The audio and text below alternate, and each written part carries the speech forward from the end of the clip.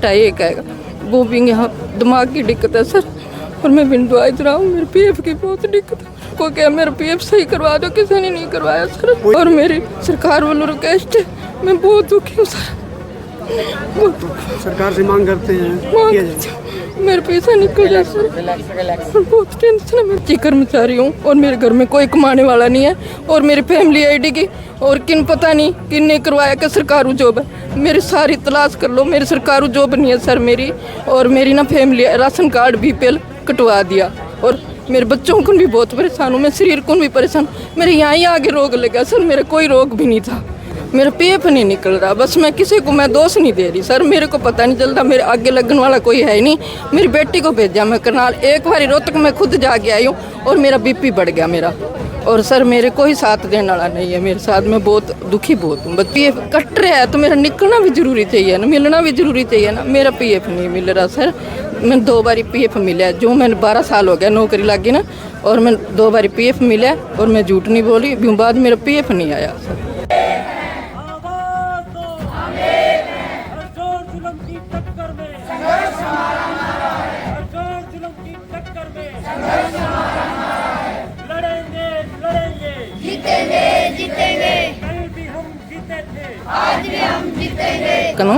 और मेरा ना पीएफ कट्टा जरूर है, और सर मेरी मिन्नत बजे मेरा पीएफ भी मन दे दे।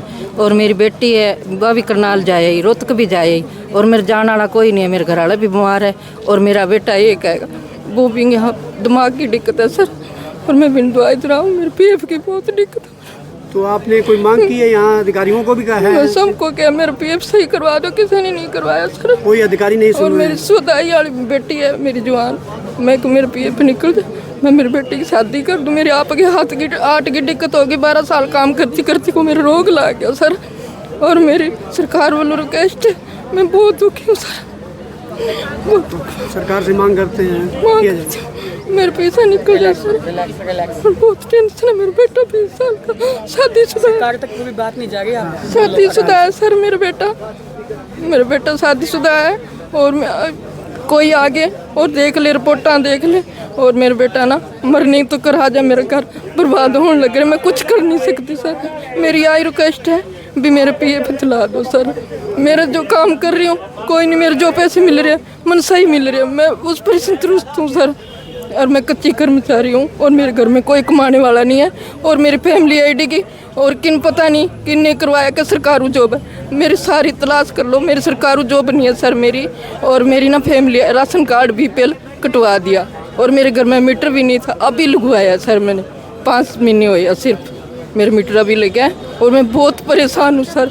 मेरे बच्चों को भी बहुत परेशान हूँ, मैं शरीर को भी परेशान, मेरे यहाँ ही आगे रोग लगा सर, मेरा कोई रोग भी नहीं था। मैं इतनी मोटी इतनी, और मैं तंदुरुस्ती भाग के काम करती हूँ, मेरे से चले ही नहीं जाता। तो सरकार टॉर्चर कर रही है, अधिकारी टॉर्चर कर रहे हैं, सुविधाएं देने की बजाय परेशानियां दे रहे हैं। मैं परेशान हो रही हूँ सर, सरकार को नहीं कह रही भी पता नहीं मेरा पीएफ किसने कर दिया गलत, मेरा पीएफ नहीं निकल रहा। बस मैं किसी को मैं दोष नहीं दे रही सर, मेरे को पता नहीं चलता, मेरे आगे लगने वाला कोई है ही नहीं।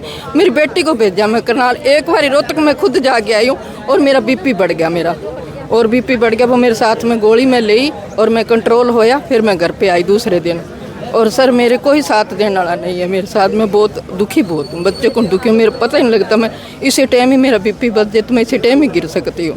मैं इतनी परेशान हो रही हूँ सर, मेरे पीएफ कट रहा है तो मेरा निकलना भी जरूरी चाहिए ना, मिलना भी जरूरी चाहिए ना। मेरा पीएफ नहीं मिल रहा सर, मैं 2 बारी पीएफ मिला, जो मैंने 12 साल हो गया नौकरी लगी ना, और मैं 2 बारी पीएफ मिला, और मैं झूठ नहीं बोली, बाद मेरा पीएफ नहीं आया सर। और मेरी रिक्वेस्ट है सरकार वाली भी मेरी हालत सुन के, और मेरा जल्दी कागज ठीक कर दे, और मेरा पीएफ मिल जाए, मेरी बेटी की मैं शादी कर दूँ। मैं परेशान हूँ सर, परेशान बहुत। धन्यवाद हो आपको, और मेरे संदेश आप जरूर देंगे, मैं बहुत, और मेरे घर का नुकसान हो जाएगा, मेरा बच्चा नुकसान हो जाएगा, मेरा बच्चा नुकसान करने लगे, टाइम कौन लगा, वो दिमाग की दिक्कत है उसकी, मैं बहुत परेशान हूँ सर। हम लोग स्वास्थ्य सेवाओं से संबंधित HKRN के कर्मचारी हैं। हम आज के जो राष्ट्रव्यापी हड़ताल है उसमें स्वास्थ्य सेवाओं की तरफ से हमारी इमरजेंसी सेवाएं हैं, इसलिए हमने 2 घंटे का प्रदर्शन रखा है।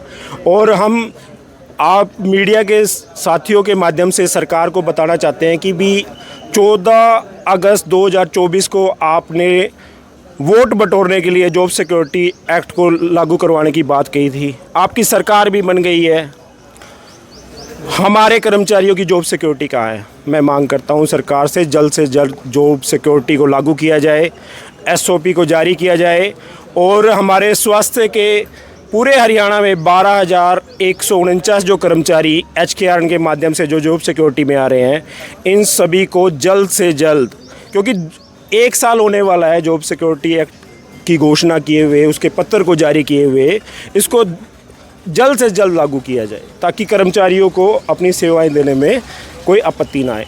और जो हमारे कर्मचारी रह गए हैं, कुछ कर्मचारी हमारे अगर नागरिक अस्पताल सिरसा की बात करूं तो यहाँ पर हमारे 16 कर्मचारी हैं, 16 से 17 कर्मचारी हैं शायद, वो जॉब सिक्योरिटी में नहीं आ रहे हैं, पर उनके भी 5 साल पूर्ण हो चुके हैं। तो उसमें एक लाइन लिखी जाए, जो कर्मचारी आगे इस जॉब सिक्योरिटी में आएंगे, जिनके 5 साल पूर्ण हो जाएंगे, उन्हें भी जॉब सिक्योरिटी में लिया जाएगा।